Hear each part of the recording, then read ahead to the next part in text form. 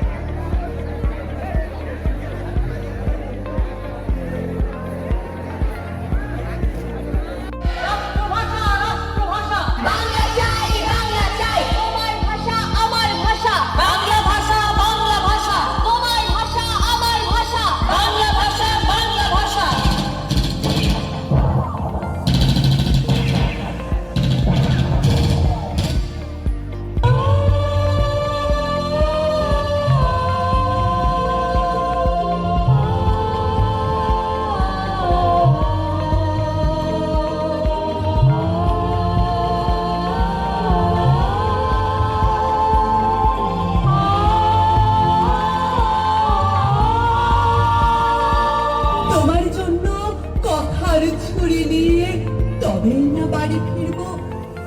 লক্ষ্মীমা রাগ করুন না, মাত্র তো আর কটা দিন।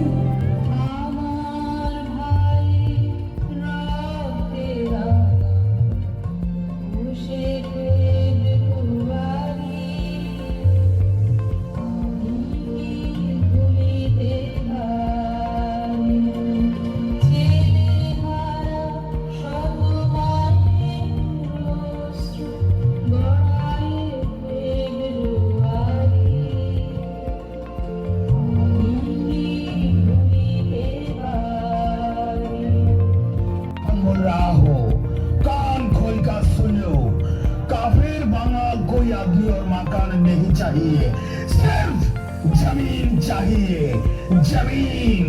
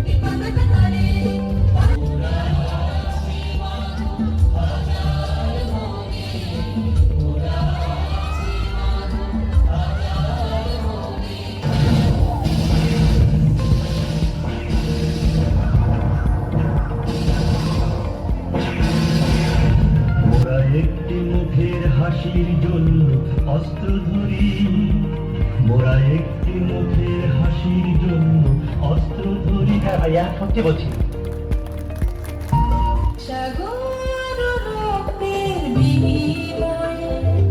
বাংলার স্বাধীনতা আনলে যারা, আমরা তোমাদের ভুলব না, আমরা তোমাদের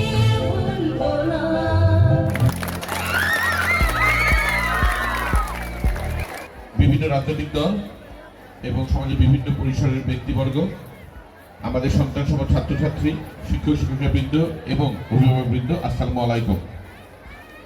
প্রথমেই আমি ধন্যবাদ জানাতে চাই আড়ালি উচ্চ বিদ্যালয়ের ব্যবস্থাপনা কমিটিকে আজকে আমাকে এই অনুষ্ঠানে আমন্ত্রণ জানানোর জন্য। আপনারা জানেন আমার মরহুম পিতা ব্রিগেডিয়ার অবসরপ্রাপ্ত হান্নান শাহ এই এলাকায় উনি 1991 থেকে 1996 সাল আপনারাই ওনাকে সংসদ সদস্য করেছিলেন এবং উনি মন্ত্রী হিসেবে, গণপ্রজাতন্ত্রী বাংলাদেশ সরকারের মন্ত্রী হিসেবে দায়িত্ব পালন করেছিলেন। সেই সময় টোক ইউনিয়ন সহ আমাদের কাপাসী উপজেলার বিভিন্ন জায়গায় স্কুল, কলেজ, মাদ্রাসা, রাস্তাঘাট নির্মাণে উনি ভূমিকা রেখেছেন। উনি চেষ্টা করেছেন এলাকার উন্নয়নে, আপনাদেরকে সাথে নিয়ে। আপনারা দোয়া করবেন আমিও যেন আপনাদের পাশে থাকতে পারি। সামনে একটি সুষ্ঠু নিরপেক্ষ নির্বাচনের মাধ্যমে আবার সংসদ নির্বাচন হওয়ার কথা, এবং আপনারা যদি আপনাদের মূল্যবান ভোটে আমাকে সংসদে পাঠান, আমি অঙ্গীকার করছি এই স্কুলের, এই প্রতিষ্ঠানের উন্নয়নের জন্য যা যা করা দরকার আমি ইনশাআল্লাহ সেই পদক্ষেপ নেব।